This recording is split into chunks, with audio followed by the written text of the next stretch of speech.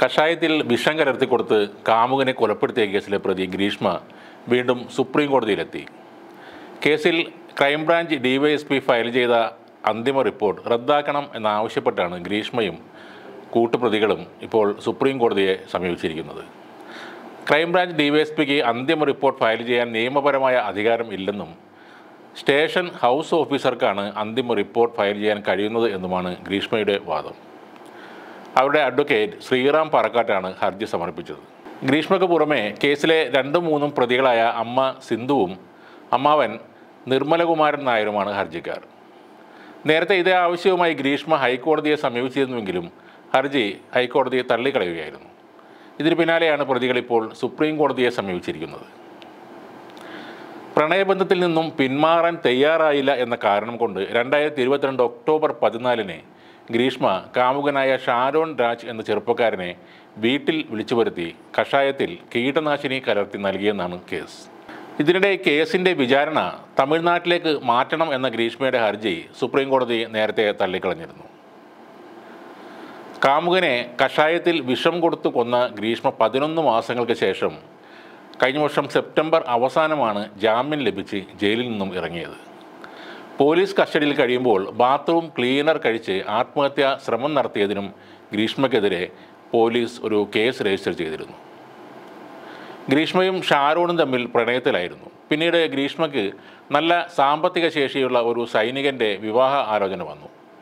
അതോടെയാണ് കാര്യങ്ങൾ മാറിമറിയുന്നത്. ഷാരോണിനെ ഒഴിവാക്കാൻ ഗ്രീഷ്മ പലതവണ ശ്രമിച്ചെങ്കിലും ഷാരോൺ പിന്മാറാൻ തയ്യാറായിരുന്നില്ല. ഇതോടെയാണ് ഷാരോണിനെ കൊലപ്പെടുത്താൻ ആസൂത്രണം നടത്തിയതെന്നാണ് പോലീസിൻ്റെ കുറ്റപത്രത്തിൽ പറയുന്നത്. ഷാരോണിനെ കൊല്ലാൻ ഗ്രീഷ്മ ആദ്യം ചെയ്തത് ജ്യൂസ് ചലഞ്ച് എന്ന പദ്ധതിയാണ്. ജ്യൂസിൽ പാരസെറ്റമോൾ ഇട്ട് ഷാരോണിന് കൊടുത്തു.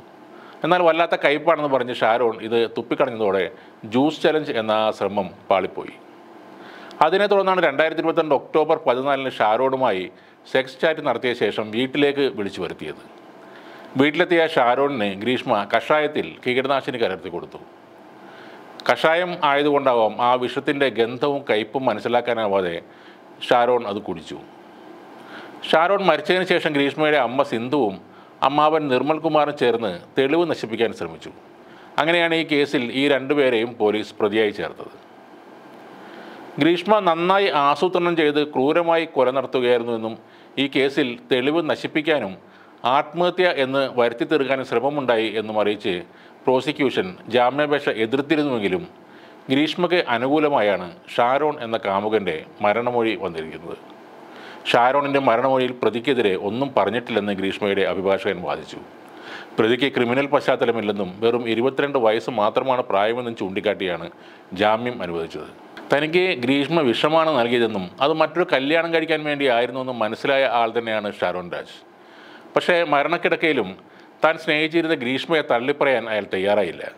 അല്ലെങ്കിൽ അയാൾക്കതിന് കഴിഞ്ഞില്ല എന്നതാണ് സത്യം.